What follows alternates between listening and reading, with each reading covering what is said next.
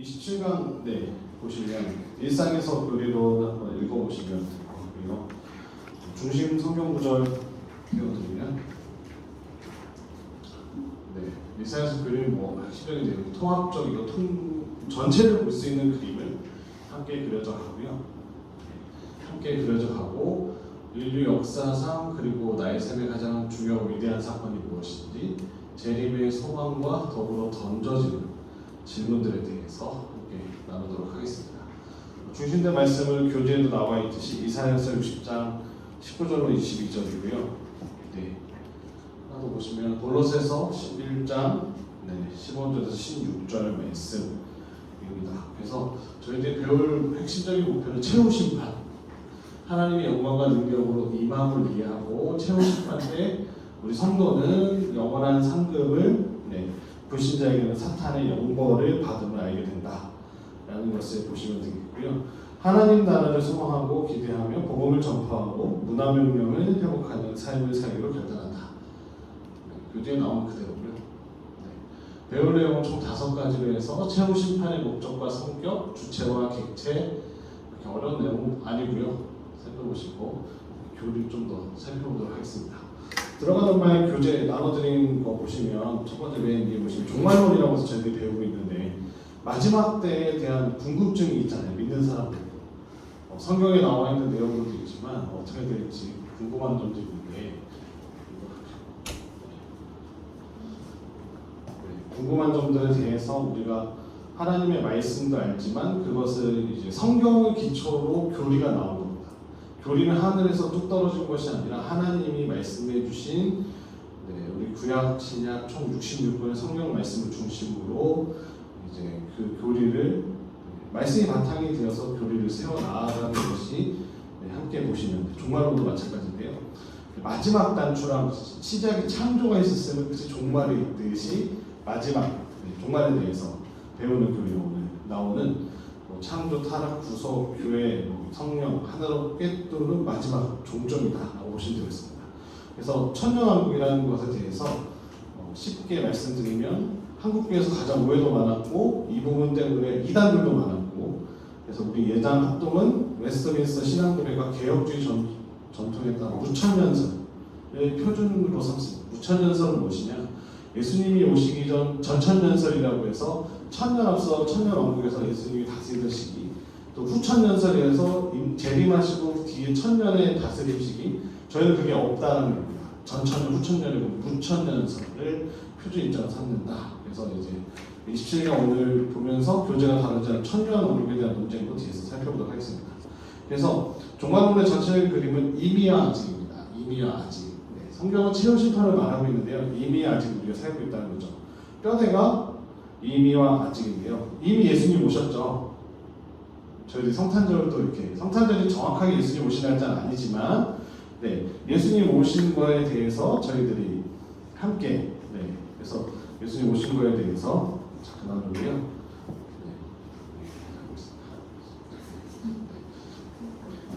그래서 예수님 오신 걸 알고 예수님이 제자들 33년을 사시고 하나님 다 승천하시잖아요. 제자들과 함께 지내시다가 승천하실 때 모든 사역을 마치시고 우리의 모든 죄를 십자가에 감당케 하시고 또 죽은 지 4일 만에 부활하셔서 승천하시면서 어떻게 말씀하시나요? 본 모습 그대로 다시 오겠다라고 약속하시죠. 재림에 대한 약속을 해주십니다. 그래서 너희들이 내가 올라가면서 성령을 너희에게 보낼 테니 너희들이 모여서 기도해라. 그래서 오순절 다락방 사건도 제자들이 함께 마가의 다락방에서 처음에는 한 500명 정도 모였다가 380명은 일이 있어서 기도에 빠지다가 120명만까지 남아있다가 이제 성령 세례를 받게 되는 그 역사를 보게 되는데요.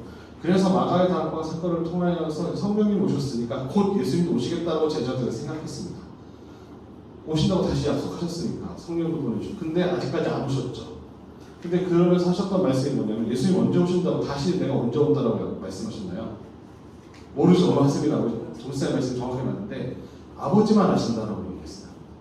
그 날짜가 언제인지는 하나님 아버지만 아신다. 나도 모른다. 그럼 저도 알까요? 아무도 모릅니다. 그런데 그걸 안다고 주장하는 이들이 등장하기 시작한 게 이단들입니다. 그리고 그게 속히 온다라고 해서 마지막 14만 4천 명이 들어가야 된다라고 계속 거짓말을 하는 애들이 신천지입니다. 네. 신천지는 지금 14만 명을 넘었거든요. 숫자가 한 20만 명, 25만 명 정도 된다고 하더라고요. 숫자가. 네. 그럼 그 25만 명이 다 구원을 못 받잖아요. 14만 4천 명으로 따지면 숫자가 굉장히 중요하다고 생각합니다. 매일 뭐 할까요? 시험 봅니다. 14만 4천 명을 거르기 위해서 계속해서 과제를 주죠. 전도해야 되고 헌신해야 되고 시험을 통해서 계속 뭐 해야 될까요? 걸러내기 작업을 합니다. 그러면 신천지에서 주로 전도하는 대상들이 누굴까요? 청년들, 3, 40대. 오케자 저도 D등급입니다. D등급. 걔네가 뭐 옛날에 이렇게 유출된 문서에 보니까 A, B, C, D로 사람이 등급을 매겨서 수능 등급처럼 A등급, 청년, 3, 40대. 네. 그 다음에 기독교 다니는 사람들도 포함되는데 기독교 종파 중에서 어디 종파를 좋아할까요? 우리 교단 중에 순복음을 좋아합니다. 뜨겁잖아요. 한번 빠지면 열정을 다해서 사람들 순복음을 좋아하고요. 제 전도 안 하는 대상이 누구냐? 연세가 많으신 우리 노인층, 고령자, 그 다음에 장애인 전도하지 않습니다. 이단들을 잘 살펴보시면 아무도 장애인을 전도하지 않습니다. 왜 그럴까요? 도움이 안 되기 때문에 그렇습니다. 이렇게 말씀드리면 좀 그렇지만 헌금하기도 힘들지, 그분들이 나가서 전도하기도 힘들지, 뭘 움직이기도 힘들지. 그러니까 항상 젊고 30, 40대 열정이 있는 사람들로 채우려고 하고요. 신천지가 주장하는 바가 무엇이면 젊은 사람이 오면 부모님도 전도하고 싶은데 안 믿잖아요. 기독교 집안인 친구들이 많이 오는데 그 친구들한테 뭐라고 이야기하냐면 처음에 비밀스럽게 이제 아무도 하늘의 비밀을 알려주니까 누구한테도 발설하지 마라. 여기서 배우는 내용은 여기 두고 가라. 노트나 이런 거 절대 보여주지 마라. 네, 그래서 나중에 결국 어떻게 되냐? 6개월 강의를 듣게 되면 2개월 강의가 들어서 이제 정식 멤버가 되면 나오기 힘든 상황이 됩니다. 관계들이 얽혀지고 그 다음에 이제 나오게 되면서 이제 핍박을 받기 시작하죠. 엄마 아빠한테. 그러면서 이제 엄마 아빠를 신고하기 시작하고 도망다니기 시작합니다. 그러면서 나중에 어떻게 이야기해요. 지금은 엄마 아빠가 이 비밀을 모르기 때문에 저러고 계신 것이지만 내가 잘 묘사를 해서 잘하면 나를 통하여 온 가족이 구원받고 나중에 상급을 받는다고 생각합니다. 상급이 무엇이냐? 나중에 다 집화장 같이 돼가지고요. 네, 앞에서 정필사님은 이렇게 저기 남아 아메리카 때 지부장. 농담이 진짜 그렇게 생각을 합니다. 남아메리카도 멕시코 전체 뭐 집화장 이런 식으로 하나님께서 권세를 주셔서 우리에게 그렇게 사용하실 거다라고 생각해서 지금도 신천지에서 열심히 전도를 하고 그들 활동하고 있는 거죠.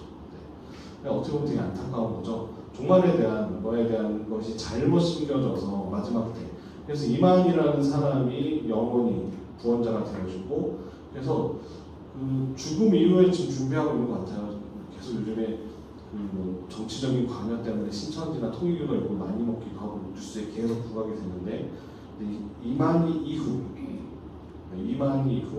그래서 지파가 아마 지파별로 독립해서 하나의 종교단체가 되지 않을까 생각하고 있습니다. 네, 그래서 초반에 신천지가 너무 활개를 칠 때는 이제 전라도 광주 지역 같은 경우에는 한 교회가 다 넘어갔습니다.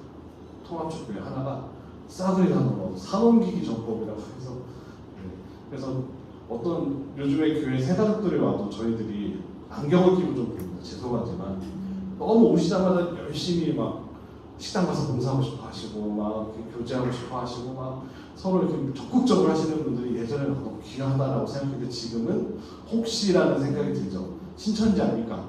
그렇게 반복도 많이 했고 그래서 다양한 방법들을 통하여 전도를 합니다. 2단계는 아닌데 그런 다양한 방법들을 통해 전도를 하는 게 신천지인데 신천지가 안 들어가는 곳이 없다는 거 아시죠? 하나님의 길도 들어가고 천주교도 들어가고 절도 들어가고 다 들어갑니다. 다 들어가서 다 전도합니다. 그 최근에 여기 애들은 전도하지 말자라고 한 게 천주교입니다. 데려다 놨더니 헌금도 안 해. 예배 오래 받는 것도 힘들어해. 적극적이지도 않고 늘 불만이 많아. 물음표를 띄우는 거죠. 그래서 요즘은 천주교 성도들은 별로 전도하지 않는 걸로. 네. 천주교는 교부금이라고 해서 각 성당마다 이렇게 조금씩 내는 돈이 대부분 헌금 1,000원씩 하신다고 하더라고요. 한 주에. 11조나 이런 것도 잘 뭐 열심히 하시는 분 없고 그렇게 하시고 안잠때렸다니 뭐 미사가 아무리 1시간 정도 끝나니까 그리고 모이라고 잘 안 모이고 네. 그런 상황에서 네, 있습니다. 신기한 사실은 뭐 저희 하나님의 교회 여기 예전에 지금 율목가문교회 그 자리가 율목가문교회였잖아요. 하나님의 교회 문 앞에도 신천지 출입 금지 썼습니다. 재밌죠? 이단을 전파하는. 네, 자기들끼리 다 빼가는 거죠. 네. 거짓말을 해도 됩니다. 신천지 교리는 전도하기 위해서는 거짓말도 해도 된다라고 가르칩니다. 네. 어떤 방법을 써서라도 데려온다. 그 연극도 하고 조직적으로 움직이는 다양한 모습으로. 그러니까 주변에 있는 사람들 만났는데 본인 빼고 다 신천지였다. 그 상황을 만들어서 자신을 전도하기 위해서. 그런 상황들도 많이 고백들이 되어지고 있습니다. 그래서 TV나 이런 데서 이제 신천지의 해악이나 그런 가정들이 파괴되는 모습들이 계속 등장하면서 경계를 하고 있지만 이름을 바꿔가면서 사랑하는 우리 청년들한테는 요즘에 많이 하는 것 중에 하나가 MBTI 검사 도와드리겠다, 심리 검사 도와주시겠다 해가지고 일반적으로 좀 관심이 있는 분야에 대해서 만들기도 그렇고요. 그래서 드러난 것 중에 하나가 서대문구 이런 데 활동하는 청소년 활동 단체는 다 신천지. 네, 그래서 거기서 정부의 기금을 따와서 그런 활동을 하는 거죠. 그런 것까지도 이제 집중. 왜냐하면 그런 소그룹 같은 모임에 기독교 아니더라도 지역 소그룹에 지원해주는 분들이 있으니까 그걸 노리고 이제 전도의 정치로 들어가서 활동하는 것은 또 많이 드러나게 됐습니다. 그래서 최후 심판과 종말에 대해서 잘못 이해하고 어떻게 되면 그런 모습이 있었고 다미 성교회라고도 들어보셨을 거예요. 이장님 목사 1992년 10월 28일인가 주님이 오신다라고 혼자 주장해서 모든 성도들 헌금 다 주님 오시면 재산이 필요 없잖아요. 선생님 그쵸? 주님 오시는데 당장 내일 주님 오신다는데 천국 가면 되니까 그러니까 다 저한테 맡기시면 돼요. 질문서 예금서 심지어 어떻게 했냐면 서로 보증을 하겠어요. 지사님하고 서로 모르니까 보증받기도 연대 보증을 통해서 대출을 끝까지 다 받아가지고 본인과 본인 가지고 미국에다가 이제 대저택을 사놓고 돈을 다 빼돌렸죠. 그러면서 했던 말이 뭐냐? 이제 휴거가 되면 나는 여기 남아서 남은 또 잃어버린 자를 찾아서 사역을 해야 되니 저는 여기 끝까지 라고 생각했더니 성도님들은 먼저 하나님 나라 가시고 그 재산을 저한테 주시면 그때 제가 초등학교 6학년이었는데 MBC 방송국에서 거기 예배당에 가서 촬영까지 했어요. 심각한 사연이었기 때문에. 그래서 그 이후에 천국과 지옥에 대한 설교도 정말 많이 없어졌고요. 종말에 대한 이야기들이 강단에서 다 사라졌어요. 왜냐하면 이장님 목사가 얘기했던 것들이 당시 학자들이 얘기했던 신학교 교수님들이 얘기했던 그 내용 그대로 얘기했는데 거기다 플러스 알파 자신의 내용을 첨가했기 때문에 함부로 이런 얘기에 대해서 얘기하기 너무 힘들었다는 거죠. 그러니까 그만큼 한국교회가 성장을 급속도로 했는데 그런 교리나 신학적인 것들이 얕았다는 거죠. 네. 교회에서도 또 반성해야 될 부분은 전도해야 되고 삶의 사도신경이나 주기도문의 기본적인 내용조차도 성도님들이 외우긴 하시지만 그 내용에 진실된 의미나 이제 그런 것들을 배우지 못했다. 그런 것도 나중에 반성을 통하여 이렇게 얘기들이 나왔었습니다. 그래서 채우시는 또 교재 보시면 이미 아직 사이가 살고 있다는 겁니다. 그래서 하나님 나라는 실현되었다, 완성을 기다린다. 그래서 이미 아직 사이에 우리가 살고 있다는 것을 이게 나중에 그 본 교재 그 정답은 뒤에 다 있는 거 아시죠? 참고하시면 되고. 네, 그래서 누가복음 17장 21절대로 또 여기 있다 저기 있다도 못하니 하나님 나라가 너희 안에 있다라는 것을 말씀하시죠. 하나님 나라가 새로운 세계로 가는 게 아니라 우리가 살고 있는 이곳이 하나님 나라가 됩니다. 주님 오신다고 했어요. 주님 오신 모든 것들이 변화가 되어지고 네. 거꾸로. 그래서 거기 내용 교재 보시면 신통별로 나오는데 참고로 보시면 되겠습니다. 그 밑에 보시면 천년왕국에 대해서 나오는데 네 가지 견해와 이제 저희 입장이 됐었는데 천년왕국이라는 표현은 이제 요한계시록 20장 1절에서 10절 단 한 곳에 나오는데요. 천년 동안 사탄이 결박되어지고 그리스도와 성도가 왕노릇한다라고 기록되어집니다. 이 천년을 문자적으로 정말 딱 천년으로 볼 것인가 아니면 상징적인 숫자로 볼 것인가. 예전에 천이라는 숫자는 무한대라는 뜻이라고도 여러 번 말씀드렸는데 구약에서도 사람들이 그 숫자에 대한 개념이 많지 않기 때문에 천년, 그래서 엘리야 시대에 순교된 7,000명, 완전수 7과 1000이 합쳐져서 그 7,000명의 숫자를 넘는 수많은 완전한 주님의 그 때를 기다린 자들이 있다라고 전에 설명드렸었는데 이 1000년은 정말 문자적으로 1000년을 볼 것인가, 상징적으로 볼 것인가 따라서 종말론 전체가 나누게 되는데 계시록 거기 보시면 나눠진 페이퍼 맨 밑에 보시면 20장 2절 3절 보시면 용을 잡으니 곧 옛뱀이요 마귀요 사탄이라 잡아서 1000년 동안 결박하여 무적행에 던져 넣어 잠그고 그 위에 임봉하여 1000년이 차도록 다시는 만국을 미혹하지 못하게 하였는데 라고 나오셔서 다음 페이지 보시면 요한계시록이 상징적인 육신문학이라고 해서 666, 14만 4천, 12, 12개 같이 대부분 이 숫자가 문자가 아니라 상징으로 쓰이게 되죠. 그래서 개혁주의는 천년역시 완전수 10의 세제곱, 10 곱하기 10 곱하기 10, 10의 3승. 그래서 충만하고 완전한 기간, 초림부터 재림까지 교회 시대 전체를 상징하는 것으로 해석합니다. 이게 꼭 문자적으로 천년이 아니라 전체적으로 하나님이 지으신 완전수. 그래서 나에 보시면 네 가지 천사를 비교하는데 종말론에서 천년 왕국 이해하면 크게 네 수는 아니는데요. 저희 같은 경우는 예전 합동이 무천년설. 그래서 상징이다 이건 현 교회 시대 전체를 말한다. 예수님이 처음 오셨던 그 다시 오시는 이미 아직 사이다. 저희 교리이고 재림 시점은 천년왕국의 끝, 교회 시대의 끝 단 한 번 임하신다는 거죠. 부활은 의인과 악인이 동시에 한 번 부활한다는 거죠. 다 같이 부활하는 거죠. 사탄의 결박은 초림 때 이미 결박되어졌다는 거죠. 예수님 처음 오셨을 때 사탄은 이미 지었는데 하나님 십자가를 통하여서 이미 다 사탄은 결박당을 끝났다는 거죠. 그래서 대표적인 신학자가 카이빈, 바링크, 벌거프, 후쿠마, 박준호 우리 저희 학교에서 배우는 대표적인 신학자들인데 그래서 예자합동 표준이 성경 전체와 조화되는 거고 옆에 보시면 역사 전천년설이라고 해서 문자적으로 딱 천년 재림하시기 재림 후에 지상왕국이 시작되는 딱 천년 그래서 천년왕국 시작 전이 재림 시점이라고 보고 부활은 여러 단계를 통하여 사탄은 재림 후에 결박당하고 레드라는 신학자가 이렇게 이야기하고요 복음주의 내에서는 허용됩니다. 전천년설도 이단이라고 하면 안 됩니다. 저희 교단이 좀 부천년인데 우리 전체적인 감리교, 성결교 그 다음에 순복음, 침례 모두가 봤을 때 인정하는 부분 중에 하나인데 전천년설을 인정을 허용합니다.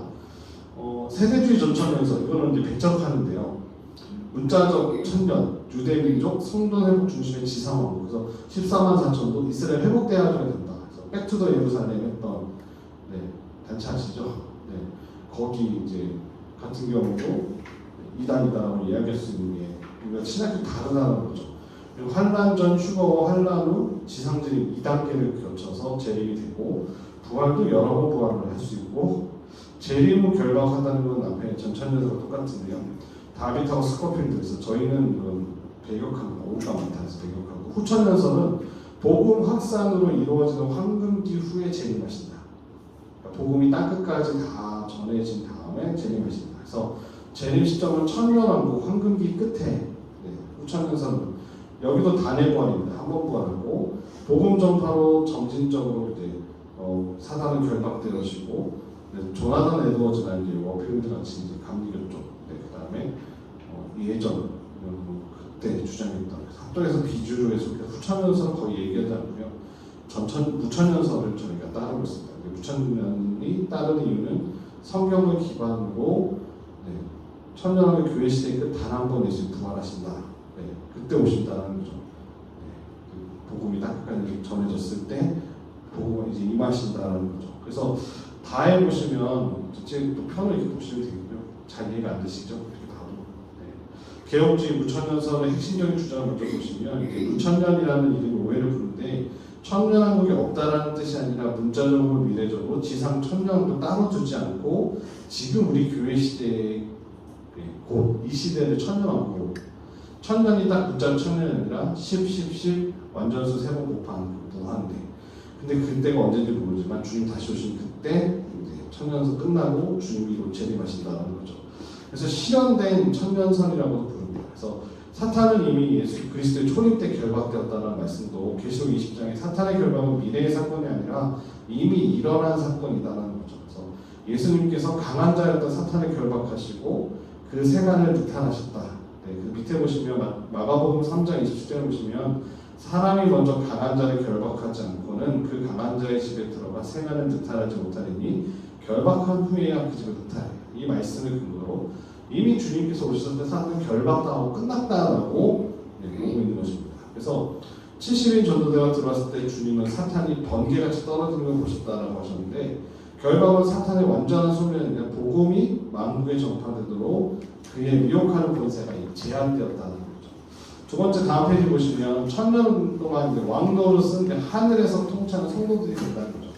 계시록 20장 4절의 말씀대로 보좌에 앉으신 자들은 지상이 아니라 하늘에서 그리스도와 함께 다스리는 이미 죽은 성도들이라는 거죠. 그래서 첫째 부활이 곧 성도가 죽어 그리스도와 함께 있게 되는 영적 상태이고 둘째 사망은 최후 심판은 불신자가 받게 되는 영원한 형벌이라는 거죠. 그래서 우리가 성경에서 보면 돌아가신 분들 죽었다라고 안 하고 잠들었다라고 표현하거든요. 언젠가 주님 다시 오실 때 다 부활하게 됩니다. 어떤 몸으로 부활할까요? 바울이 이야기한 대로 신령한 몸으로 부활하게 됩니다. 신령한 몸은 어떤 몸일까요?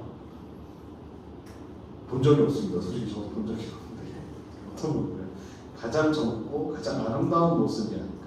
그리고 마치 모세가 하나님을 시내산에서 만나고 돌파를 받고 내려왔을 때 사람들이 모세를 못 봤잖아요. 너무 환해서 얼굴을 가리워서 이렇게 뭔가 덮어놓은 것처럼 하나님의 영광이 충만한 상태로 빛 가운데 있는 빛이잖아요. 그렇지? 그래서 바울도 환상 가운데 보여주셨을 텐데 그걸 표현할 때 본인도 한 번도 본 적이 없었던 것 같아요. 그래서 만약 봤던 경험이 있으면 우리가 아는 누구누가 닮은 모습이다. 우리 청년의 때의 모습이다. 그렇게 표현했을 텐데 신령한 몸이라고 했을 때에는 청년 볼 때도 아닌 것 같고 말할 수 없는 특별한 그런 이미지로 보여주셨던 것 같아요. 환상 가운데 보여주셨어요. 그래서 우리가 다시 나중에 부활했을 때 가장 아름다운 모습과 함께 영광스러운 모습으로 부활하지 않나. 그래서 장례를 진행할 때도 말씀드린 가족들이 많이 가슴 아파하시잖아요. 사랑하는 배우자나 특별히 이제 부모님이 돌아가시면 자녀들이 먼저 가면 언젠가 다시 하나님 나라에서 만나게 될 그 소망을 살아가는 거죠. 그래서 첫째 부활은 말씀드린 대로 성도가 죽어 그리스도와 함께 있는 영적 상태이고 둘째 사망은 믿지 않는 자들은 백보자 심판이라고 해서 하나님이 그 예수 그리스도의 부활하시는 심판대에서 믿고 안 믿고에 따라서 너무 OX같이 보이긴 하지만 믿는 자에는 우리 주님께서 대언자, 변론자가 되어주셔서 우리를 대신 이야기해 주시는 믿지 않는 자들은 최후 심판을 받게 된다는 것을 보게 됩니다. 3번 보시면 재림은 교회 시대 끝에 단 한 번, 그때 모든 일이 동시에 일어난다고 이야기합니다. 개혁주의 우리는 재림, 부활, 최후 심판, 새하늘과 새 땅이 하나의 대사건으로 일어나는 큰 사건. 그래서 세대주의처럼 재림을 둘러 휴거가 된 상태와 지상의 재림이라는 상태, 이것이 아니라 부활은 여러 단계로 나누지 않고요. 의인과 악인의 부활도 같은 날 동시에 모두가 같이 부활하게 되고 심판받게 된다는 것을 이야기합니다. 그래서 요한복음 5장 28절부터 29절 이를 놀랍게 여기지 말라 무덤 속에 있는 자가 다 그의 음성을 들을 때가 오나니 선한 일을 행한 자는 생명의 부활로 악한 일을 행한 자는 심판의 부활로. 그러니까 부활이 의인 악인 둘 다 일어나는데 거기서 심판이 일어나서 의인은 생명으로 하나님 나라에 가게 되고 악인은 무전의 행으로 스올 지옥에 가게 된다는 것을 말씀해 주신다는 거죠. 그래서 세대주의 전천전선을 아예 보시면 경계하는 이유가 우리 교회 한국교회에 널리 퍼지는 이 세대주의 다윗이나 스코필드 계열이 우리 합동에서는 이제 명확히 배격하는 입장인데 네 가지 문제였습니다. 그래서 이스라엘과 교회의 이분법을 그들이 삼는데 유대 민족이 회복하고 예루살렘 성전의 재건과 문자적으로 성전 제사를 천년왕국의 본질로 삼게 되나 말씀에 보니 계시록 20장 1절로 10장 그런 걸 전혀 없다는 거죠. 지금 유대인들 진짜 유대인일까요? 아닙니다. 지금 이스라엘에 사는 사람들은 진짜 유대인이 아닙니다. 이미 아수르나 바벨론 때 다 피가 섞였고요. 그리고 북의 중심이 아니라 이스라엘은 목의 중심 사회입니다. 이제 아버지보다도 어머니가 유대인이면 그 자녀도 유대인을 인정해주는 사회로 바뀌었고 우리가 생각하는 그 유대인들이 말씀을 정말 다 아니요, 지키지 않습니다. 그래서 이스라엘을 계속 백투 예루살렘 했을 때 그때 문제도 뭐였냐면 그렇게 행진을 통해서 서진 이제 복음이 동진해 왔잖아요. 저쪽에서 온 것처럼 우리가 다시 실크로드 중국을 복음화시켜서 중국에 있는 그리스도인들이 무슬림들을 변화시키고 예전에 그랬거든요. 한 20년 전에 그 전략을 썼거든요. 중국 선교 해야 된다 해서 중국 선교가 베이징 올림픽 전후로 다 막혔잖아요. 걔네들이 이제 올림픽 준비하면서 모든 선교사들을 다 추방했거든요. 선교사님들이 다 지금 어디 계시냐면 태국. 네, 태국에 제일 많이 계십니다. 태국에 날씨가 제일 좋은 그 지역에 다 지금 몰려 계시거든요. 하여튼 뭐다 지금 말레이시아나 이쪽으로 중국에 있는 데로 다 이렇게 밀려나시게 되는데, 당시에는 그렇게 해서 뭐 심지어 온누리교회를 같이 이렇게 다시금 팔레스타인 지역에서 행진도 했어요. 복음 대행진이라고 해가지고 하영종 목사님 살아계실 때 성도들이 다 같이 지금 생각하면 굉장히 위험한 일이죠. 말도 안 되는 일이죠. 그리고 샘물교회 사건도 그렇게 태어난 거죠. 샘물교회도 그 선교단체와 더불어 가가지고 네, 아프가니스탄에서 보고자 잡힌 거잖아요. 네, 잡혀서 이제 목사님하고 두 분이나 돌아오고 순교하시게 되시고 결국은 600원인가 주고 저희가 데려온 거잖아요. 돈 주고 데려온 거예요. 어쨌든 데려왔는데 그때 난리가 났었죠. 네, 난리가 났었죠. 그래서 박원종 목사님 난리가 났었죠. 그 난리가 같은 다 난리가 났었죠. 왜 갔냐? 그래서 그쪽 선교사님들 문제가 뭐였냐면 갑자기 그쪽 선교단체 생각이 났는데 문제가 많은 선교단체인데 그 채바울 선교사님 있는 채바울 거기 무슨 학교도 하고 무슨 하는데 기억나시나요? 채바울 선교사 그쪽 단체는 기억. 그렇죠. 잘 나시죠. 요즘에는 그렇게 막 교회 안에서 문제가 많이 일어났었는데 하여튼 그 단체가 선교사들이 어떤 마음이냐면 기존의 선교사님들은 문화적 접근과 좀 자신의 신분을 드러내지 않고 어떻게 할까요? 좀 아이들이나 이렇게 학원이나 이런 다양한 방법으로 접근하는 그분들은 그 잘못했다는 거죠. 복음의 능력이 있는데 직접 가서 예수 천당 불신지옥 외쳐야지 그렇게 언제 복음 전하겠냐 해서 막 그분들이 들어가셔가지고 선교사님들이 해놨던 걸 다 뒤집어고 다니는 거예요. 무슬림적인 건데 조심스럽게 접근해야 되는데 가서 막 집집마다 가가지고 예수 전하고 막 복음의 능력이 나타나고 그렇게 하니까 네, 샘물교회 사건이 터진 거죠. 네, 그렇게 해야지 되는 것은. 그래서 급진적으로 우리가 주님, 이스라엘이 회복되면 주님 오신다라고 생각을 하고 있었던 거예요. 그래서 빨리 복음이 어쨌든 가야지 주님 오시니까 얼마나 급했겠어요. 그래서 그런 문제들이 일어나게 됩니다. 그게 세대주의 전천년생 문제고요. 이번 보시면 재림부활 심판의 다주마. 여러 번 재림하고 여러 번 부활하고 여러 번 심판을 주장하게 돼서 신약 전체와 충돌하게 됩니다. 세대주의라는 것도 세대를 천년 단위로 구분해서 천년 그래서 총 7번 7,000년 그래서 곧 종말을 온다라고 생각해요. 지구 생성된 지 6,000년이라고 보고 대표적으로 요즘에 이런 7,000년 세대주의라고 좀 걱정되는 분이 김명현 박사님이라고 창조과학회 계시다가 나와서 성경과학 하시는 분, 요즘엔 거의 강의 안 부르는데 한 10년 전만 해도 굉장히 그분이 이제 카이스트 나오시고 굉장히 네, 교수님이셨기 때문에 또 막 그 창조과학회를 많이 이렇게 거기서 나오신 분이랑 또 막 아이들 집회나 이런 걸 많이 저도 사역했던 교회에서 토요일마다 비전 스쿨이라고 해가지고 불렀어요. 강의했었는데 그분의 강의 잘 듣다 보면 천년 단위로 모든 걸 쪼개서 얘기하세요. 주님 다시 오실 재림까지 세대주의거든요.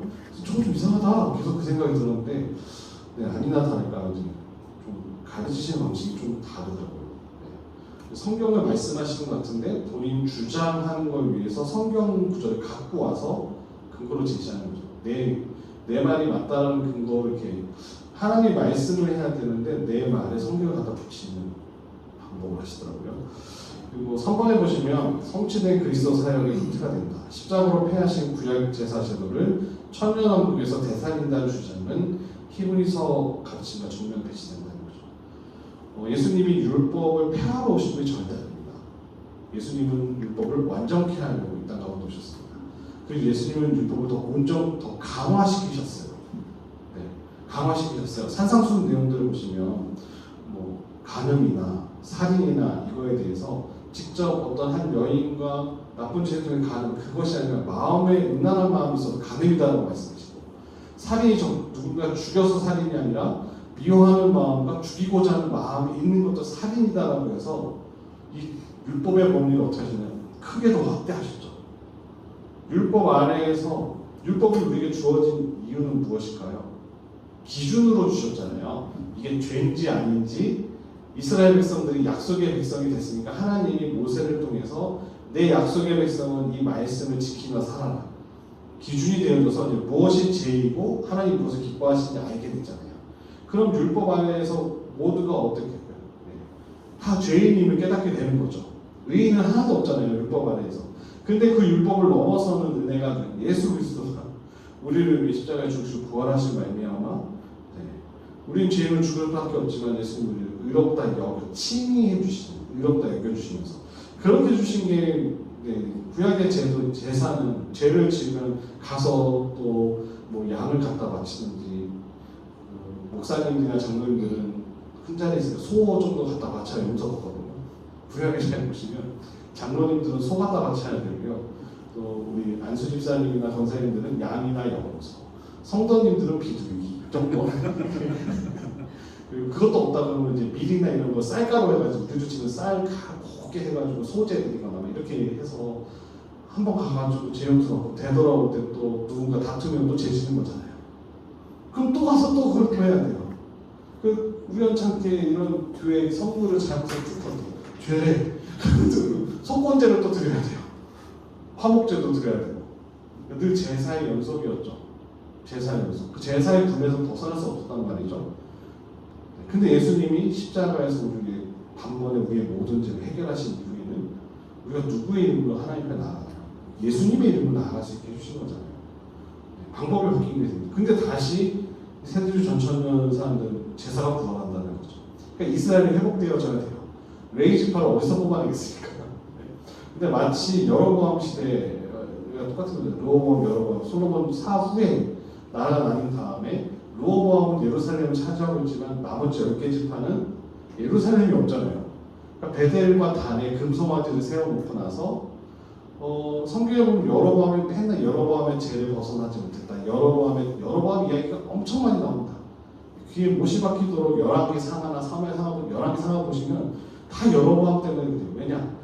레위인들을 없잖아요. 레위인들이 없으니까 자기 멋대로 제사장을 세워요. 내 마음에 내일부터 우리 정지사님께서 목회자가 되어주셔서 예배를 인도해주시고 이런 식이 되는 거죠. 갑자기 구혜자 원사님들 목사님 되시고 선교사가 되어주셔서 어디 한 말도 안 되게 그런 모든 하나님 말씀하시는 걸 뒤집어 엎어가지고 제사 날짜도 지가 스스로 정하고 제사를 드리는 사람도 마음대로 정하고 제물도 마음대로 정하고 베델과 단이라는 새로운 초소를 만들어서 사람들의 마음이 흔들릴 수 있게 그렇게 해서 여러모함이 제때 그걸 다시 만들자는 거죠. 이스라엘 백성들이 온전히 하나님 백성이라고 또 생각해서 그들이 회복되는 다 해서 이스라엘 운동은 참 이것도 열심히 하는 교회가 오늘의 교회입니다. 오늘의 교회가 좋은 일도 많이 하지만 거기는 장로님들이 강하셔가지고 본인의 사역을 끌고 가면 별거 다 합니다. 재밌는 교회입니다. 오늘 교회 통합측이 있긴 하지만 통합이라고 보기에는 좀 거기를 뭐하기 그렇고 하여튼 그렇습니다. 그러니까 X29 같은 운동을 하는 겁니다. 사도행전 29장을 우리가 써나간다. 되게 멋지죠. 어찌 보면 되게 교만한 이야기일 수도 있거든요. 근데 그만큼 해요. 그래서 저도 예전에 오늘교회 잠시 등록 교족이 있을 거예요. 저도 한때 좀 다녔었는데 오늘교회 그때 제가 다녔을 때 어떤 일이 있었냐면 한 목사님이 막 너무 뜨거우셔서 열방을 하고 이제 복음을 전해야 된다 라고 말씀하시면서 전 세계 인공위성을 띄우시겠다고 말씀하셨어요. 전 세계 인공위성을 띄워서 그 복음을 다 커버하겠다고. 사장님이세요? 저기 연습 신경 안 써요. 4층에 계시는 아직 저희 공사가 안 끝나서 그래가지고 이제 헌금해야 된다고. 그래서 인공위성 하나 뜨기 200억이었거든요. 두 개 한 개인가 띄었어요 정말.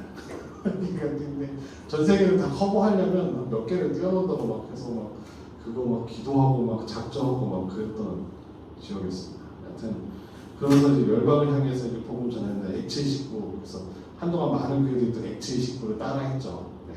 지금도 하는 교회도 있죠. 29장을 써도 사도행전 28장에서 끝나지만 계속 복음은 전해지니까 29장을 써나간다. 참 좋은 뜻이지만 대단한 것 같습니다. 전 세계에서 그렇게 할 수 있는 한 번밖에 없는 것 같아요.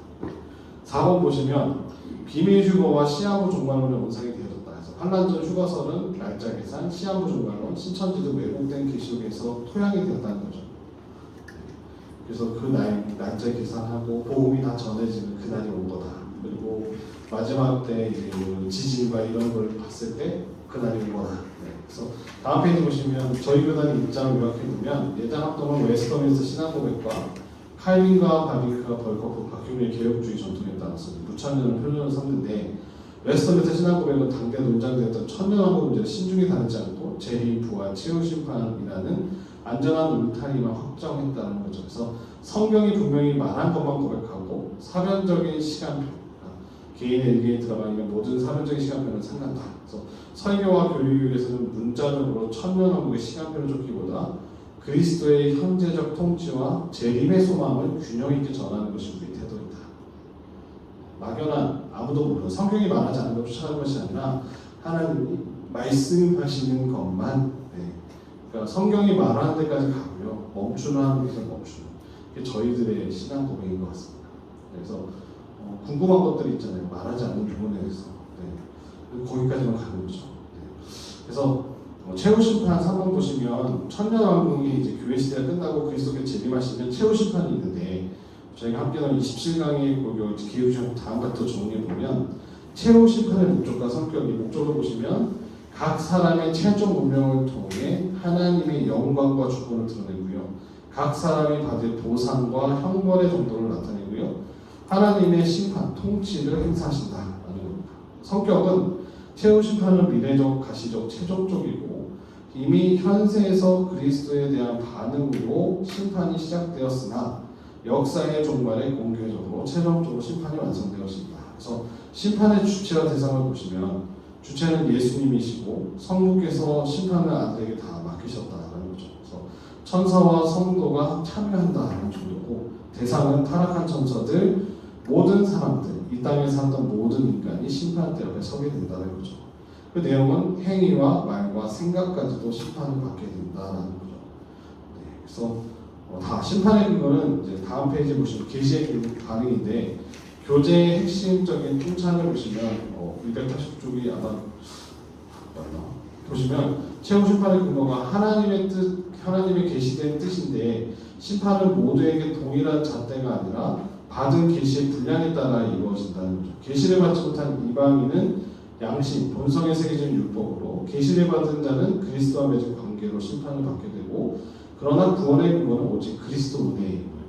우리가 구원을 시인하는 것이 예수 그리스도의 믿음으로 우리가 구원받는 거잖아요. 그 구원이 뭘까요? 주는 그리스도시여 살아계신 하나님의 아들이십니다 라는 마태복음 16장 16절에 나온 베드로의 신앙 고백, 거기에 바탕으로 신앙 고백이 있어야 하나님의 입으로 믿고 마음으로 믿게 되는 건데 입으로 시인하고 마음으로 믿게 되는 그 은혜가 있어야 됨을 말씀하시죠. 심판의 근거와 구원의 근거는 혼동돼서는 안 되고요. 심판의 근거는 이렇고 구원의 근거는 오직 그리스도의 은혜이다라는 것을 꼭 기억하시면 좋겠습니다. 그래서 우리가 어떻게 구원받았을까요? 저도 그렇고 여기 계신 원사님, 집사님, 성도님 어떻게 받으셨어요? 선물, 하나님의 선물입니다. 우리가 아무리 애쓰고 노력하고 착한 일을 많이 한다고 저것까지 못하잖아요. 천주교에서는 이제 공동론이라고 해서 착한 일을 많이 해야 됩니다. 그것도 신앙의 이론 중에 하나인데 그렇다고 해서 기독교가 그렇지 않아요. 기독교는 착한 일 많이 하죠. 왜 그럴까요? 우리가 은혜 받은 이로서 그렇게 살기 원하는 거죠. 우리가 은혜 받았기, 우리가 구원받은 자로서 삶이 바뀌는 거죠.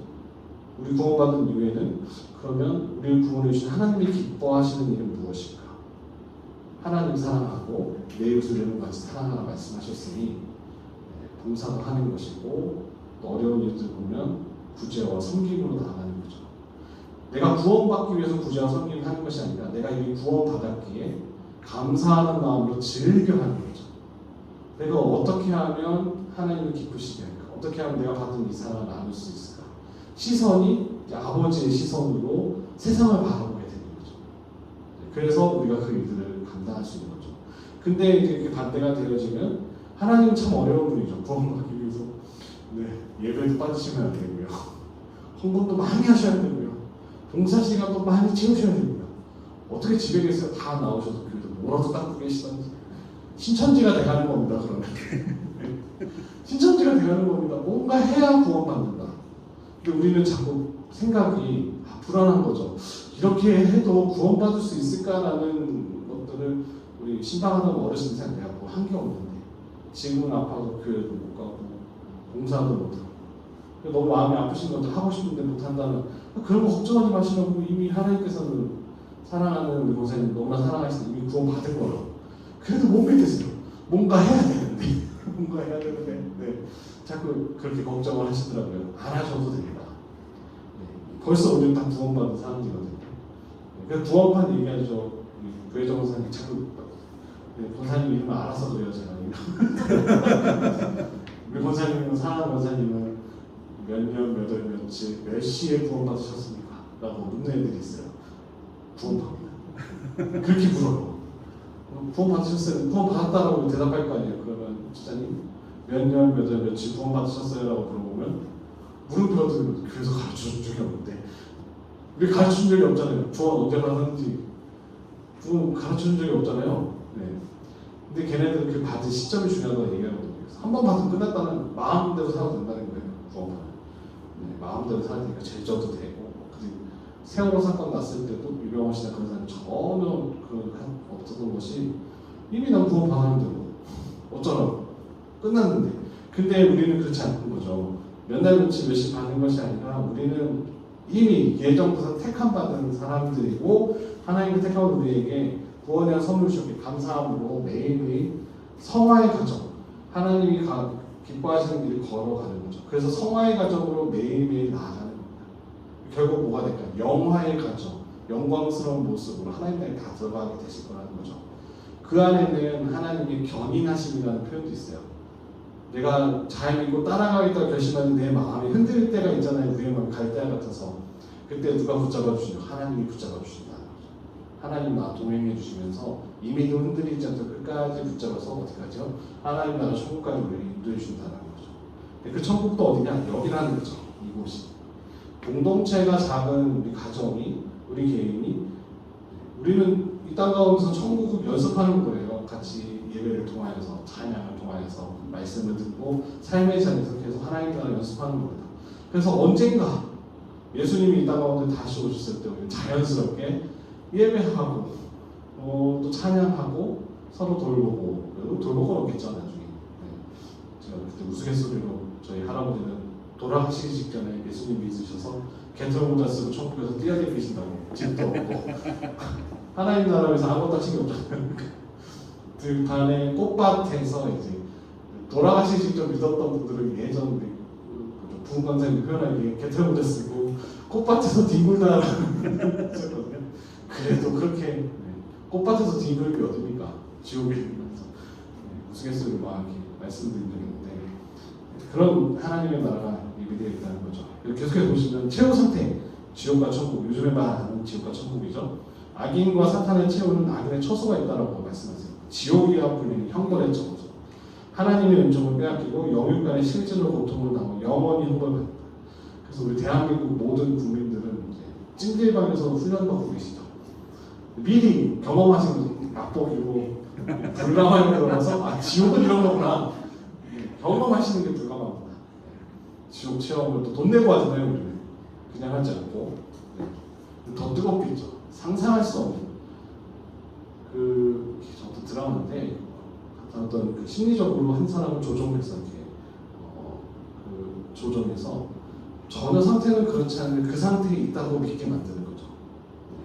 그래서 계속 누가 나를 반으로 찌른다. 그러면 누가 찌르고 있지 않아도 고통이 계속 느껴진다는 거예요. 아마 지옥에 가면은 막 눈앞에 정말 피가 타들어가는데 죽지 않는 상태로 계속 있는 그렇게 표현하죠. 이것도 잘못 또 전하면 예전에 저기 양주신가 그게 기억나는지 모르겠는데 연예인들이 다 지옥 갔다고 얘기하면서 또 파일을 한번 나온 적이 있어요. 누가 고통스럽게 지옥에 대해서 이야기하고 있다. 그래서 그 천국 가야 된다고 이렇게 얘기하시는 분들이 계셨는데 이단인데 별별 사람들이 다 있습니다. 별 얘기 다 해서 악인의 처소를 두고 사탄의 채우도 악인과 함께 불과 유황 못에 던져져서 세세토록 영원토록 고통받는다는 거죠. 그래서 개혁주의에서는 지옥의 영원성을 분명히 고백하고요. 형벌이 끝난다는 조건적 불면서는 영원 멸장설 모두 구원받는 만인 구원으로 다 배격하는 빗자는 거죠. 하나님 믿는 사람만 천국 영원한 생명을 주시고 믿지 않으면 영원한 벌에 빠진다. 영벌에 대한 얘기입니다. 그래서 의인의 체험은 어떨까? 우리는 영광의 상태에 있는데 새 창조, 신천지죠, 신천지. 좋은 건 이단들이 다 갖다 묻었습니다.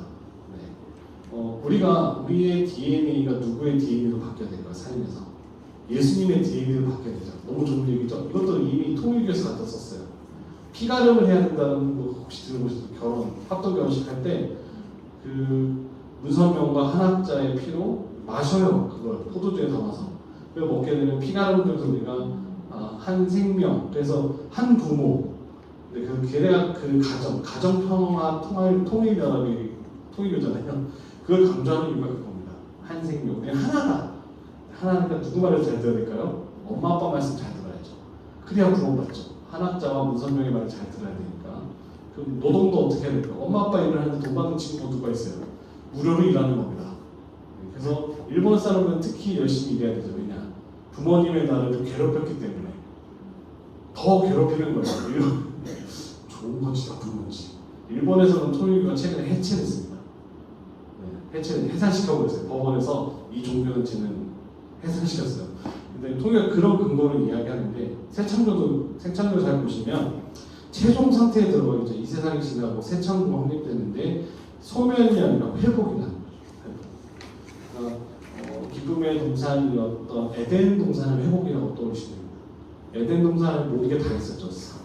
사막에 꽃이 피어 흐르리라 사막에 꽃동산들이라면서 아이들이 사자들 같은 경우 네, 모든 만드신 피조물들이 서로 해치지 않고 네, 서로를 네, 함께 살아가는, 함께 지어져. 그러니까 창조 세계에 갱신되어진다는 것은 회복이 이루어진다는 거죠. 에덴 동산의 회복입니다. 그래서 의인의 상태는 무엇일까요? 성도는 현재뿐 아니라 미래에도 영원히 회복을 누리게 된다는 거죠. 그래서 유일하게 천국에 있는 유일하게 한 가지 부끄러움만 있다는 것은 내가 더 잘 섬길 거. 이것도 목사님들이 얘기한 것 같아요. 살짝 느낌이 드는. 그러니까 더 봉사 열심히 하시라고. 부끄러움만 있으니까 이 땅에서 더 열심히. 하나님이 그렇게 말씀하시리라 저는 생각이 들어요. 그래서 제가 만약 나중에 제 친한 목사님이 개척하시는 거기 11조가 오거든요. 제가 거기 11조가 오고 감사하고만 했어요. 자유롭게 하는 거죠. 11조도 구약에서 세금이니까 11조 안 하면 레위인들이 다 도망가요. 레위인들 밥줄인데 사람들이 세금을 안 내니까 만약 우리도 세금을 안 내면 재물포가 운영되지 않잖아요. 마치 지금 서구가 나눠져서 서해구가 지금 돈이 없대요.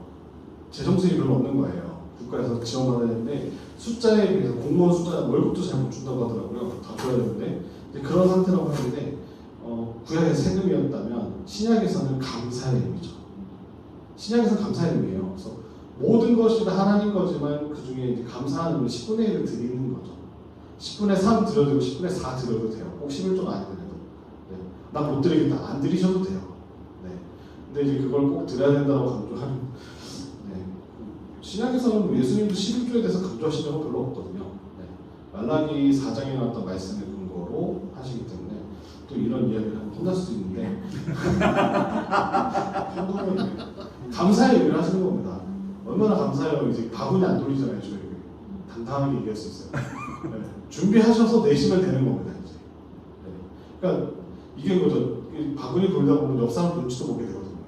헌금이 좀 더 들어온다는 이야기들이 있어요. 10%에서 20%까지 더 들어온다는 이야기들이 있어요. 준비하지 않아도 옆 사람이 우리는 또 체면 문화가 강하잖아요.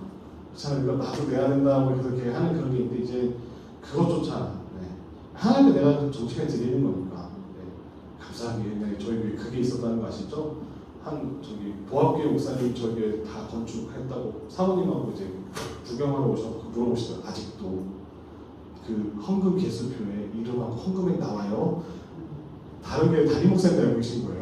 지금까지 저희가 구성전에 있을 때 아무도 아시는 분만 아시고 생각했던 모르셨는데 모임 인원과 함께 뒷면에 보시면 한선우 땡땡땡 헌금한 금액이 나와요. 저희 담임 목사님 오셔서 그걸 기절하셨어요. 야 이걸 새가족들이 보면 어떻게 받아들일까?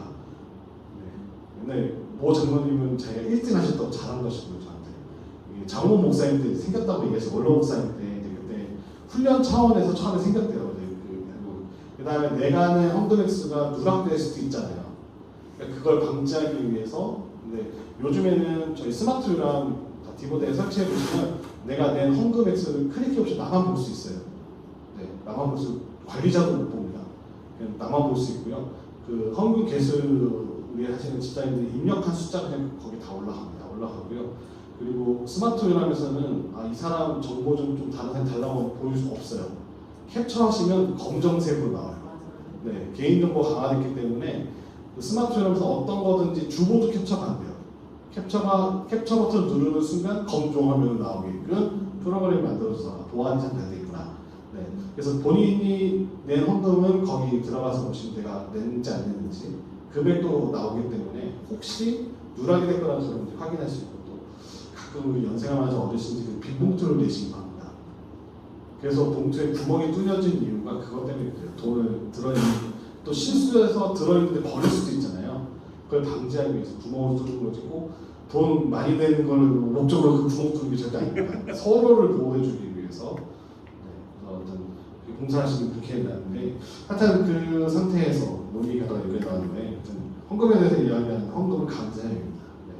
그래서 가끔 어떤 마음을 주실 때 지갑을 요새 감사하더라고요. 지갑을 찢어라 하셔도 지갑에 별로 돈이 많이 없기 때문에 같은 거 했을 때 옛날에 그런 거 부흥사님도 오시면 헌신하시면서 저희 같이 이제 그 건축하고 난 다음에 부흥사님 꼭 불렀거든요. 저희 교회가 아니에요. 하여튼 오시면 헌신할 때 손 들라고 1,000만 원, 2,000만 원, 3,000만 원, 5,000만 원 그래서 송태근 목사님 아시죠? 삼일교회 본인이 고등학교 때 교회가 새성전 성전 건축을 해서 강사님이 오셔서 얘기하는데 누가 저기 2,000만 원 누가 할렐루야 하고 강사님 그러시는 중간부인데 그래서 누가 하셨는지 눈을 떠봤더니 아무도 손을 들고 있지 않더래요.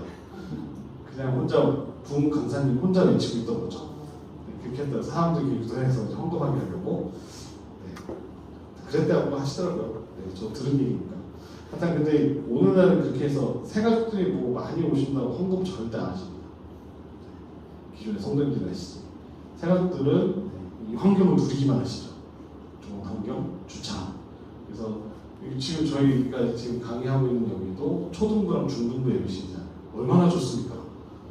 애들이 바닥에서 드리는 애들이 탁자에서 드리고 공부도 할 수 있고 세미나도 활용할 수 있고 그리고 다음 세대 보시면 이제 새싹 씨앗 새싹 열매실 보시면 영하부 유치부 유년부실마다 바닥에 다 매트를 돼 있고 또 화장실도 이렇게 다 해놓고 얼마나 좋습니까? 조금 부족한 부분이 없지 않아 있긴 하지만 그래도 예전에 생각해 보시면 203호에서 예배 드리시던 분, 저 처음 오자마자 잘못 왔나 싶기도 했었는데 지하 성전에서 예배 드리고 지하 던전과 같이 쭉 내려가고 또 우리 유치부는 저기 행복한 태권도 4층에서 예배 드리고 그리고 또 우리 아이들은 여기 CU 건물 6층에서 예배 드리고 막 다 이렇게 네 군데로 찢어져 사무실은 또 저기 고깃집 3층에 있고 엘리베이터가 없어가지고 주기가 너무 힘들었거든요. 뭘 놔두고 오면 서로 이제 미루는 거죠. 갔다 오라고. 갖다 주시면 안 돼요. 확인하죠. 사무실에 누가 있는지. 사무실에 있으신 분 오실 때 뭐 좀 가져다 주세요. 새벽 기도할 때도 그렇고 힘들었는데 지금은 뭐 1분도 한 30초 거시면서 감사하고 있습니다. 어찌나 감사한지 뭔가 담임목사님도 3층에 계시니까 감사합니다. 3층에 같이 있으면 바로 옆면에 계셨거든요. 숨쉬는 순간순간마다 근데 담임목사 3층에 계시고 따로 이렇게 해주셔가지고 어찌나 감사한지 감사하면서 생각하고 있는데 하여튼 우리 상태는 이게 뭘 해서가 아니라 그냥 우리 사랑하십니다. 선물로 주기 때문에 그래서 우리 부르신 목적대로 이렇게 하신다는 거죠. 그래서 우리의 상태는 영원히 행복을 누리게 해주신다. 그래서 회복이지 폐기한 밑에 보시면 박스를 보시면 당시 헬라 사상은 이제 물질 세계를 벗어나 영원히 천국으로 도피하는 것을 구원으로 봤다. 그러나 성경적 개혁주의는 소망은 다르다.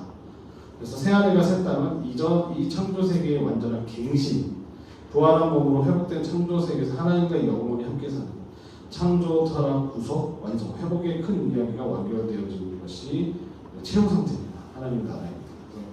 새하늘과 새 땅도 신천지잖아요. 신천, 신지, 신천신지, 신천지. 그래서 이놈식이 신천지를 먼저 다 써가지고 그 나라도 얘기 못하게 하는 거죠. 그래서 다음 페이지 보시면 새하늘과 새 땅이 나오는데 하나님 나라 완성이 하나님 나라 중심에는 예수 그리스도가 이제 범위에는 창조가 또 활동의 성령님의 사역, 세상이 끝날 능력과 영광 중에 오신 그리스도의 다시 오심과 함께 영광스러운 하나님 나라가 최종적으로 완성되어진다. 그래서 하나님 나라의 내분명이 이 하나님 나라는 하나님의 주권적 통치를 의미한다. 하나님 나라는 하나님이 다스린 영역을 의미한다. 하나님 나라는 이미 실현됩니다. 하나님 나라는 아직 완성을 기다립니다. 이미와 아직 보시면 되고요. 새하늘과 새 땅의 특징이 있다면 하나님이 친히 백성과 함께 거하신다. 임마누엘의 완성이고 사망이고 고함이 없고 아픔이 없는 나라. 하나님이 모든 눈물을 닦아주신다. 저희들이 장례를 갔을 때 이 본문으로 설교 많이 하십니다. 그런 나라가 하나님 나라고요. 성전이 따로 없는 나라. 하나님과 어린 양이 친히 성전이 되어 주셔서, 그리고 해와 달이 필요 없는 나라. 하나님의 영광이 빛이 되어 주셔서 어둠이 없고 하나님이 임하시는 거고요. 창조 목적이 완전히 회복되고 깨어진 관계가 회복되고 삼위일체 하나님을 영원히 예배하는 나라. 그래서 계시록 21장 3절 보라 하나님의 장막이 사람들과 함께 있음에 하나님이 그들과 함께 계시니 그들은 하나님의 백성이 되고 하나님은 친히 그들과 함께 계셔서 라고 그러죠. 하나님 나라의 백성으로서 우리의 삶은 정말로는 사변이 아니라 삶의 결단으로 이루어집니다. 우리가 나눈 교제를 살펴보시면 교회는 하나님 나라를 증거하고 선포하는 사명을 가지고 성도는 그리스도의 생명을 세상에 전하며 말씀을 전폭적으로 순종하는 것이 세상의 성공보다 참된 기쁨을 증명해내고 하나님 나라의 백성으로서 우리는 창조의 문화 문명을 회복하는 삶을 산다. 그래서 카이퍼는 이제 네덜란드에서 총리까지 하셨던 신학자인데 하나님 나라의 범위는 한치도 빠짐없는 세상 전체이다. 네, 그래서 이야기를 했습니다. 그래서 하나님 나라의 백성으로서 우리의 삶이 이렇고요. 나가는 말을 보시면 마라나타, 마라나타. 천년왕국의 단순히 문자적 시간표 계산하는 호기심은 오히려 성경의 초점을 잃고 개혁주의가 붙드는 것은 단순하고 강하다. 그리스도는 지금도 왕으로 다스리고 계시고 이미 반드시 다시 오셔서 만물을 완성시키신다. 그러므로 성도의 종말론은 두려움이 아니라 소망이고 도피가 아니라 사명이 되어야 된다. 그래서 다시 오실 영광의 주님을 묵상하며 전심으로 삶의 예배를 드리고 이 땅의 모든 영역에서 하나님의 주권을 선포하며 살아가는 것, 그것이 재림을 올바로 소망하며 예비하는 주님의 교회이다. 그래서 계시록 20장 20절에 이것들을 증언하시니까 이르시되 내가 진실로 속히 오리라 하시거늘 아멘 주 예수여 오시옵소서. 그래서 마라나타 이야기를 하고 계십니다. 그래서 다시 교재를 보시면 이거 적어주시고 교재를 또 저희 정리하고 나가야 되니까 교재를 가서 보시면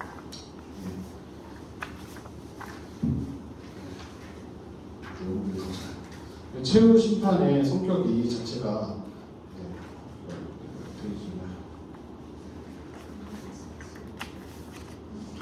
287페이지 맞나요?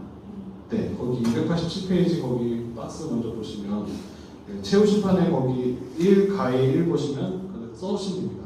영광과 주권은 들어가 있는 목적이고 최후 심판은 각 사람이 받게 될 보상과 형벌의 정도를 나타내는 목적이 있다. 보상은 영원한 하나님 나라, 형벌은 영벌, 지옥의 불적의 노릇받은 길. 각 사람에게 하나님의 심판 행사지.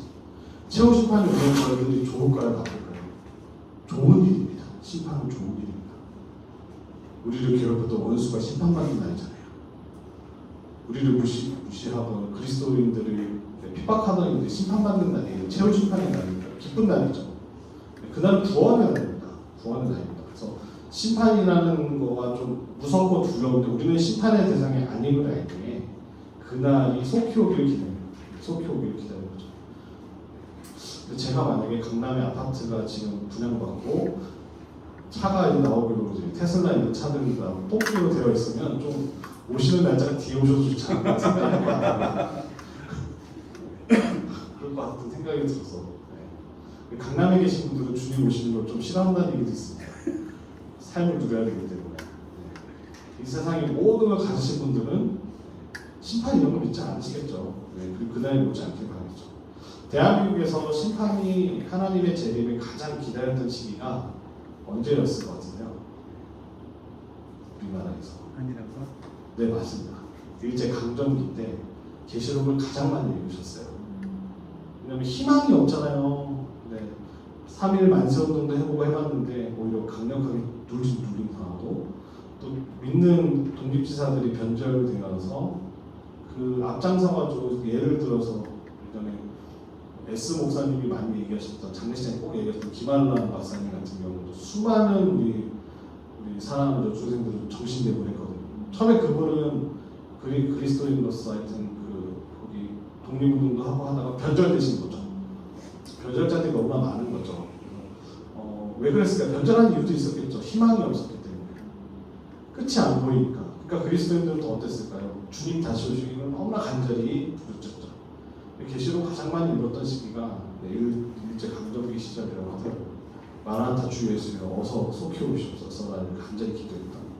오늘날은 좀 주님이 오시는 게 더디 오셨으면 좋겠다는 생각들을 좀 하게 되고, 제가 선교단체 훈련을 예전 첫 전임했을 때 김용희 선교사님의 복음학교를 가라고 담임 목사님이 얘기하셔가지고 복음학교를 갔습니다. 전주 온누리교회에서는 이제 목회자 복음학교였는데 월요일부터 금요일 밤 6시까지, 저희도 말씀드린 밤 6시까지 말씀드린 6시까지 했다는 겁니다. 일반적으로 세미나 하면은 나 점심 먹고 집에 보내주거든요. 걔네는 그렇지 않더라고요. 밤 6시까지 데리고 있더라고요. 그래서 들어가자마자 오전 9시까지, 월요일 오전 9시까지 오세요라고 얘기하더라고요. 오전 9시까지 못 오면 문을 닫아버립니다. 집에 가래요 그냥. 다행히 새벽부터 내려가서 일찍 가자마자 가장 먼저 하는 일은 핸드폰과 차 키를 뺐습니다. 제출한 거예요. 왜냐 도망가지 못하니까. 제가 실제로 목격했거든요. 이거를 저희는 담임 목사님 보내서 어쨌든 반 강제로 간 거잖아요. 제가 전도사 때, 전임 전도사 때 갔는데 가라고 하시니까 이제 면접도 보고 가서 언제 무슨 비밀 조직 같아요. 문자로 말해요. 몇 날 며칠 몇 시 어디로 오세요라고 장소만 딱 찍어서 보내줘요. 가서 듣는데 어떤 한 분이 막 엄마가 보내셨나 봐요. 순복음 어떤 순복음 쪽이신데 아들이 너무 말 안 되니까 복음학교에서 복음 좀 제대로 되고 제대로 된 사역자가 되어서 보내셨는데 이 친구가 너무 힘든 거죠. 거기는 자기 약 먹어야 되고 공황장애도 있고 약을 먹어야 되는데 약 먹으면 큰일 난다. 한 명 돌아가는 거 봤어요. 가야 된다고. 그래서 부모님이랑 통화하고 보내주시는 거 같고 그 다음부터는 뭐 밥 먹을 때도 암산부족 요약이 밥 주고요. 그리고 밥도 남기면 안 됐습니다. 어떻게 생산하는 건데 하나님 주신 건 어떻게 남겨요? 하나도 남김없이. 그리고 계속 눈 뜨고 눈 감을 때까지 계속 강의 들었어요. 김영희 선생님 나오셔가지고 십자가, 복음에 대해서 월요일부터 금요일까지. 졸리면 옆에 이제 조장들이 있거든요. 섬기시는 섬기기들이 다시마, 사탕 계속 뭔가 심으라고 주는 거예요. 자지 말라고. 그래서 뭐 아무래도 기절하고 막 하는데 와 그렇게 하고 이제 저는 거기서 가장 큰 감동을 받았던 거는 말씀이 아니라 그 식당에서 봉사하시는 그 섬기는 분들의 모습을 보면서 감동받았어요. 그분들 거기는 되게 재밌어요. 김성도 선교사님이 김우선 아들이신데 거기 복음학교에서는 이제 선교사님들이 이제 그 신학을 공부해서 가시는 분들이 그런 분이 거의 없고 다 평신도 선교사님이시거든요. 선교사로 딱 결정이 되면 가정이 있던 없던 딱 트렁크 2개 재산이 그거예요. 다 팔고 선교단체 헌신하고 그 어디로 가라고 명령하시면 가는 거예요. 뒤가 없어. 돌아올 데가 없는 거예요. 다시 돌아오는 길을 찾아나도 거기 죽어라 하고 보시고 근데 거기 또 이해가 안 됐던 건 재고백을 심하게 시킵니다. 재고백. 죄 지었던 것들을 솔직하게 고백해라. 그래서 그거를 많이 하면 은혜 많이 받았다는 거고 그거 적게 하면 아직 은혜 덜 받았구나.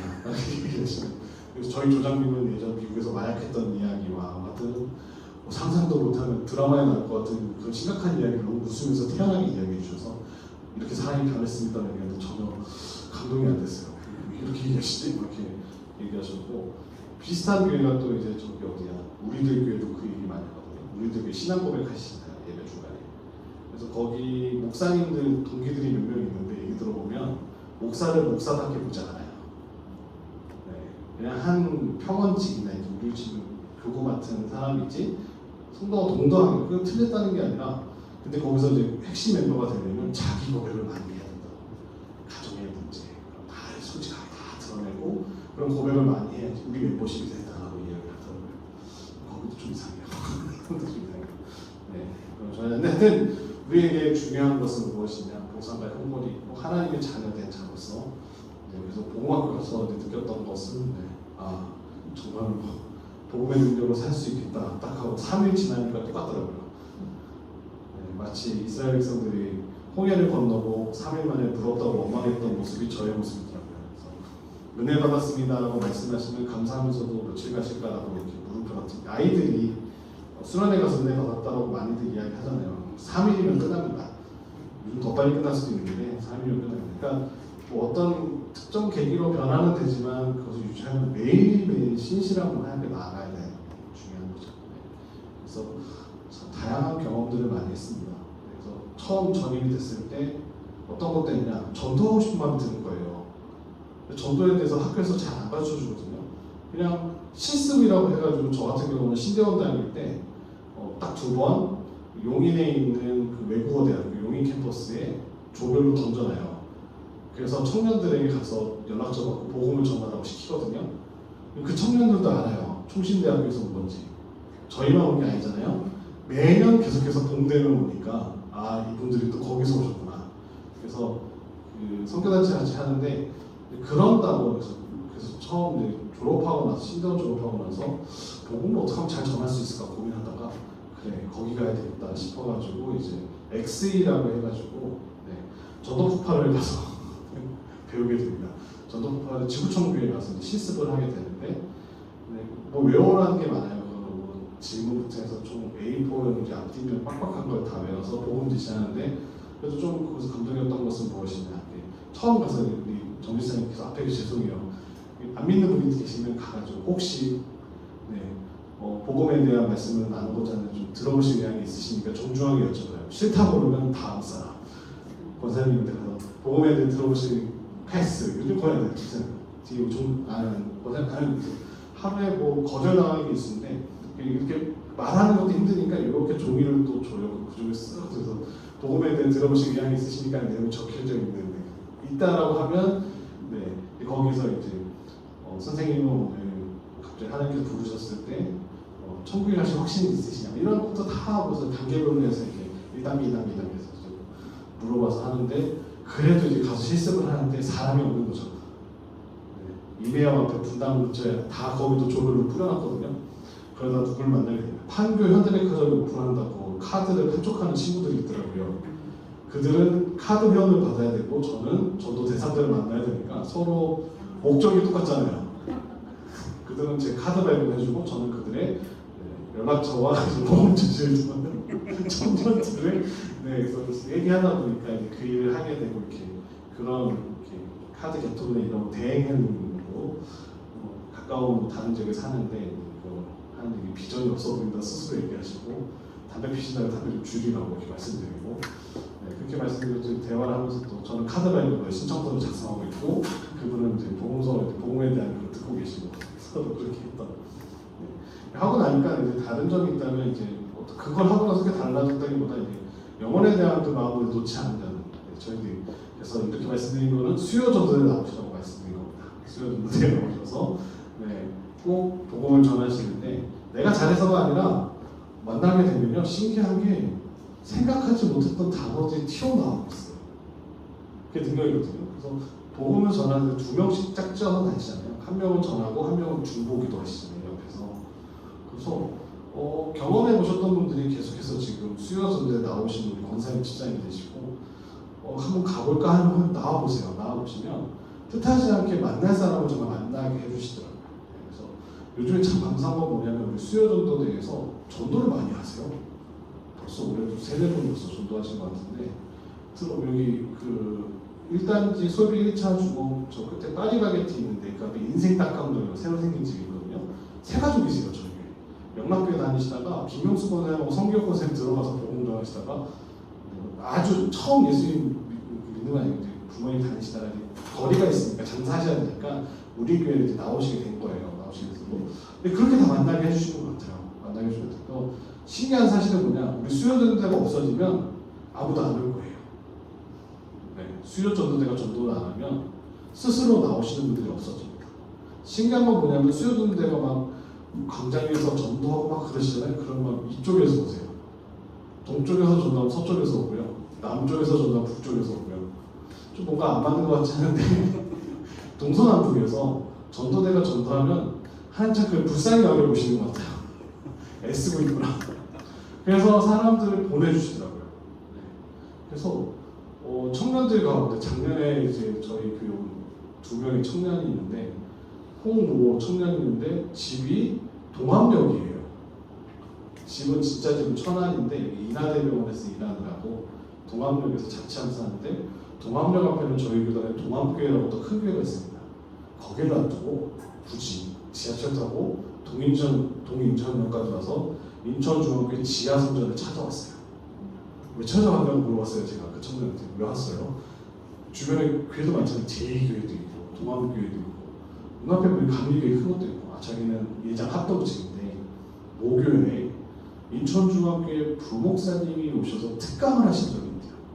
그래서 인천 지역에 믿을 수 있는 교회는 인천중앙교회 하나다. 머릿속에 바뀐 거예요. 이 청년이. 그래서 그 목사님이 혹시 누구시냐 모르겠대요. 모르겠대요. 근데 확실히 기억에 남는 건 인천중앙교회 목사님이 와서 강의를 하셨대요. 아 그래요? 아 그렇게 감사하네요. 그래서 잘 나오고 있습니다. 네, 되게 잘 나오고 또 김 시창 형제라고 김시창 형제인데 그 형제도 개혁 그 개척교회 다니다가 교회가 문을 닫게 됐나 봐요. 교회도 문 닫습니다. 교회도 문 닫아요. 그랬는데 박봉정 원사님이 이제 미용실에 오던 청년을 우리 교회를 소개해 주셨는데 그 청년도 네, 지금 아주 잘 나오고 있습니다. 순장이 누구예요? 권사님의 따님이시죠. 어머나 그래요? 네. 예진 장교수님 목수이거든요. 잘 나오고 있습니다. 그래서 어느 날 그 청년부도 이렇게 특별히 주마다 이렇게 소그룹 GBS 모임 하면서 어떤 미션을 주나 봐요. 그 어떤 미션을 할 때 이렇게 작년 가을이었던 것 같은데 이렇게 등산복 같은 거 입고 찍자고 해서 거기 그 형제가 사진에 등장하고 있더라고요. 세 가족인데 처음에 예배만 드리고 가다가 오후 예배만 드리다가 이제 그 홍은표라는 청년이 형 같이 가요라고 해서 청년부에 데려가서 순회 잘 적응해서 지금은 둘 다 잘 나오고 있습니다. 근데 스스로 온 형제들이거든요. 한계성 선생님 다시 스스로 왔어요. 청년들이. 제가 받아봐요. 그러니까 스스로 왔어요. 너무 신기한 거죠. 전도해서 그렇습니다. 수요 전도대가 전도하고 있어서 수요대가 전도 안 하잖아요. 그런 청년 우리가 안 옵니다. 동암교회 가고요. 제2교회 가고요. 신기합니다. 하나님은 결국 그래서 심판과 이것도 어려운 거 없어요. 우리는 반드시 구원받습니다. 구원받는데 두려워하지 마세요. 하나님께서는 반드시 우리를 구원해 주신 약속하신 대로 약속을 이루어가시고요. 네. 그래서 최후 심판도 성격이 미래적이고 또 보시면 같이 눈에 보이는 거고요. 최종적이다라는 거죠. 그래서 최후 심판의 주체는 바로 예수님이시고 네. 그리고 참여자 객체는 천사들과 성도들이 참여한다라는 말씀을 더 하고 싶어요. 심판은 누가 다 할까요? 타락한 천사들 아까 말씀드렸죠. 대상 모든 자들 불신자 신자들 다 심판은 누구나 저희들도 받는데 우리는 하나님 주님의 은혜로 말미암아 영원한 상급, 영원한 생명 얻게 되고요. 믿지 않는 불신자들은 영원한 형벌에 빠지게 됩니다. 그래서 믿고 안 믿고는 내가 선택하는 거잖아요. 내가 선택하는 건데 그거에 있어서 책임이 반드시 결과가 따른다는 것을 말씀하십니다. D.A. 무디라는 분 아시죠? 성경학자 D.A. 무디가 말씀하고 제가 지원하는데 D.A. 무디가 전도를 하는데 정말 전도가 안 됐던 한 명이 있었다고 해요. 자기 가장 친한 친구. 세상에 친구 가족을 제일 전도하기 힘들잖아요. 나를 너무나 잘하기 때문에. 그래서 D.A. 무디가 매일매일 한 명씩 전도하겠다 마음먹고 수많은 사람들을 하나님이 이끌었는데 정말 사랑했던 내 친구만은 전도하지 못하고 죽게 됩니다. 근데 거기서 이야기가 시작되어지죠. 그럼 제가 이런 얘기 알겠죠. 죽은 날 장례식에서 그 친구가 예수님을 믿게 돼요. 자기는 장례식을 통하여서 그렇게 전도해서 안 됐던 친구가 돌아오게 됩니다. 그러니까 하나님은 어떻게든 일하십니다. 일하시고 하나님께서는 하나님의 방법으로 일하신다는 것을 가르쳐주고 계십니다. 그래서 심판의 내용도 이 땅에 있는 모든 것들을 통하여서 이루어지고요. 그래서 뭐 사람의 행위들, 말들, 생각들 모두 다 포함된다고 말씀드리고요. 또 최후 심판의 근거는 하나님의 계시된 뜻이라는 거고 모든 사람이 동일하지 않고 신방에 나서 하나님의 뜻이 충만한 계시를 받은 자들. 그래서 계시를 받지 못한 이방인들, 계시를 받은 자들 정리되었던 대로 보시게 되겠군요. 최후 상태 이제 악인들은 악인의 처소로 가게 되고 각자의 집으로 가는 거죠. 지옥으로 가게 되고 형벌의 장소가 되고 끝없는 상태가 되고요. 형벌의 기간은 제한되어 있지 않습니다. 돌아올 수 있는 기간이 있습니다. 그래서 의인들은 새 창조를 통하여 회복이 되어지고 새 하늘과 새 땅에 주어진다라는 것은 의인의 상태. 그래서 새 창조와 또 의인의 상태가 영원토록 행복하게 될 것이다. 누리게 되어지고요. 사탄은 결국 지옥에서 심판받는 거죠. 유황불이라고 하는 것도 하여튼 냄새도 그렇고 영원히 고통받는 그게 심판되고 결국 하나님의 나라 새 하늘과 새 땅에서는 하나님의 나라의 주권적으로 통치하시게 되는 에덴의 회복이라고 보시면 좋겠습니다. 회복이 되며 사람도 회복되어지고 모든 것이 회복되어집니다. 그래서 하나님 나라는 하나님 다시 영역이고 그리고 하나님 나라는 이미 실현됐다 말씀드렸고요. 아직 완성을 기다리고 있는 저희들입니다. 그래서 하는 특징은 예수님께서 계시는 나라이고 완전한 나라이고 구원의 계획과 약속이 성취되는 나라이다. 그래서 하나님 나라의 교회는 만물이 새롭게 창조되어지고 하나님 나라를 증거하고 선포하는 사명을 우리가 가지고 있다는 것을 말씀해 주고 계십니다. 구절에는 이렇게 내용들이 정해지게 되고요. 그래서 마지막 때에 교회는 그리스도의 말씀을 적극적으로 순종하는 것을 그 세상의 가운데 증명할 책임이 있다라는 것을 말씀하고 계시고요. 하나님 나라의 백성으로 창조의 본능을 회복하고 그 회복하는 삶을 살아야 된다. 290페이지 보시면 회복하는 삶을 살아야 된다라는 것으로 맞춰지게 됩니다. 그래서 우리 함께 요약해 놓은 거 293쪽 보시면 거기 빈칸에 들어간 단어도 정답이 다 나와 있죠. 보셔서 주의드리면 되겠습니다. 고생 많으셨고요. 천년왕국이라는 것은 반드시 이 땅 가운데 이루어지고 하나님의 새 하늘과 새 땅은 언제인지는 모르지만 주님 다시는 그때 바로 이루어진다는 사실을 꼭 기억하시고 죽음이나 심판에 대해 두려워하실 필요 없어요. 심판은 오히려 우리에게 큰 기쁨의 잔치가 될 것이다 라는 확신을 가지시고 매일매일 하나님 앞에 신실하게 살아가시는 사랑하는 지사님, 권사님 한 분 한 분 되시기를 주님의 이름으로 축복합니다.